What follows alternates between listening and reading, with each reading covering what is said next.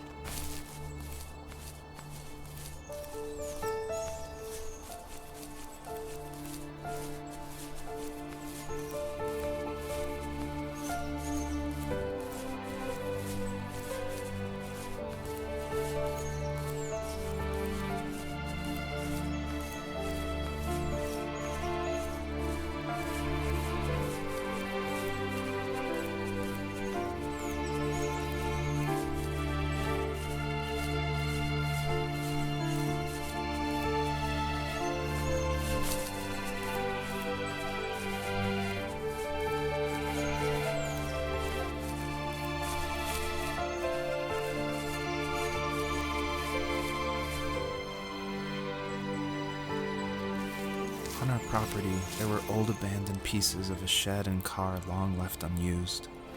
I used to ask him all the time who those people were that left all this junk, and I'm sure he got so tired of hearing it that he made up some elaborate stories how a brown bear ate them and haunted the woods afterwards. What's funny is I think it made those people seem more real, growing up thinking they were still hanging out like they couldn't say goodbye. I used to tell my friends how I could swear I saw spirits move near the water, and that always freaked them out. I guess it didn't bother me, because the way I saw it, they were normal people with old cars and sheds, just trying to figure out how to survive and be happy in the middle of nowhere. It was a cool thought that they didn't want to leave, but I was a weird kid. Well, you had good company since those ghosts like living in a place where they were brutally devoured.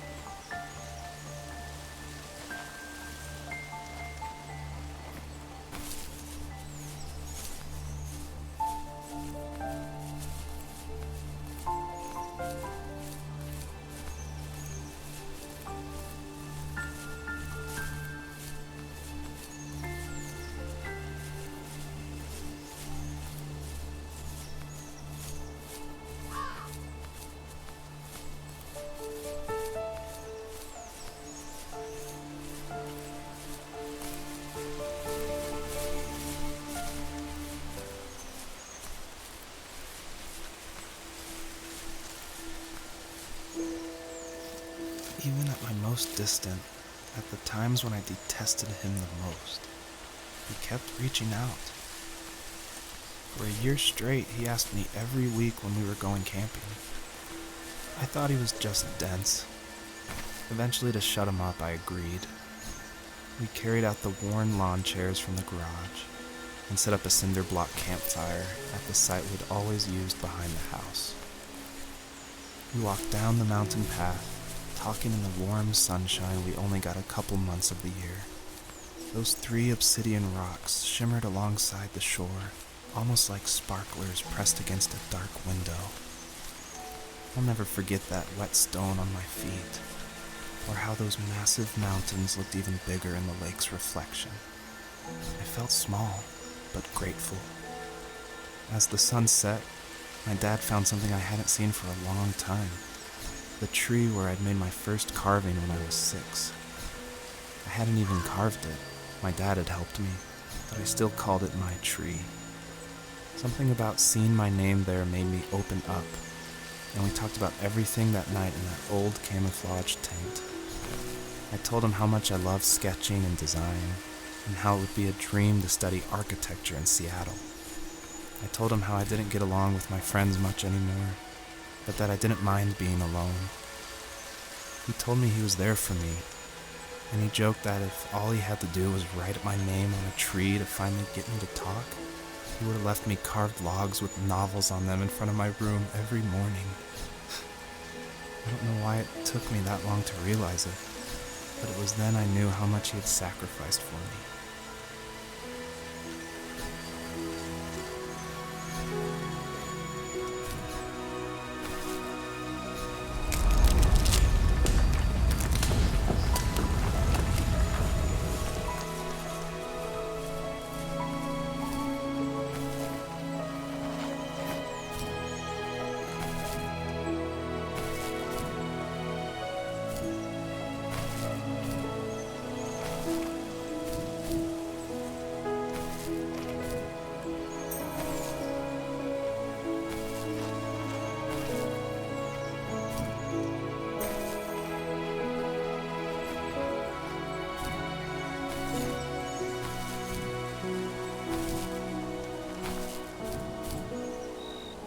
The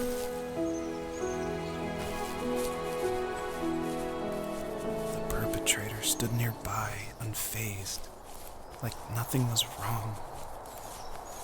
My dad is dead, and he's never coming back, Rachel. I can tell you these stories, but I can never reminisce with him again. He can never hold a grandchild that we'll probably never be able to have. I can never talk to him again, and I'll never be able to say I'm sorry for everything.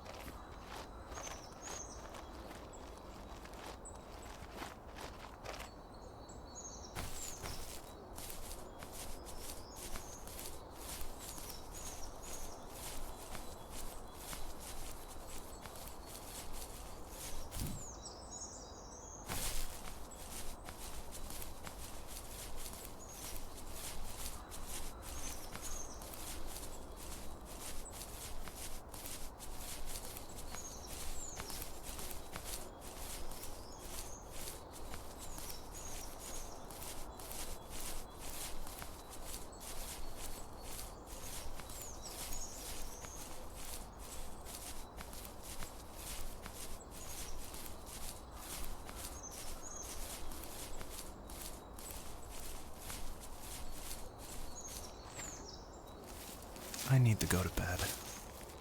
I just can't talk about this anymore. Good night.